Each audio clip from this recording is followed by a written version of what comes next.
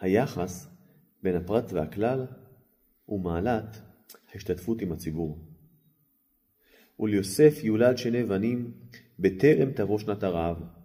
מדוע התורה מדגישה שנולדו שני הבנים בטרם, לפני שהגיע שנת הרעב? פרשנים אומרים שבא ללמד אותנו שיוסף לא שימש מיתתו בשני רעבון. כלומר, מכיוון שהיה צער בעולם, היה רעב, אז הוא לא רצה לשמוח עם אשתו. ולכן, אומרת הגמרא, שהם זכו לברכה, שנאמר מבורכת השם ארצו. וכן זכו שבהמשך ילוולדו להם עוד בנים, אחרי הרעב. למרות שיוסף היה עשיר. הדבר הזה מלמד אותנו את המעלה של השתתפות עם הציבור. הקדוש ברוך הוא לא צריך שיהיה לו עכשיו הרבה צדיקים פרטיים, יש לו מלאכים. אבל אנחנו צריכים שיהיה לנו מדינה, עם ואומה קדושים.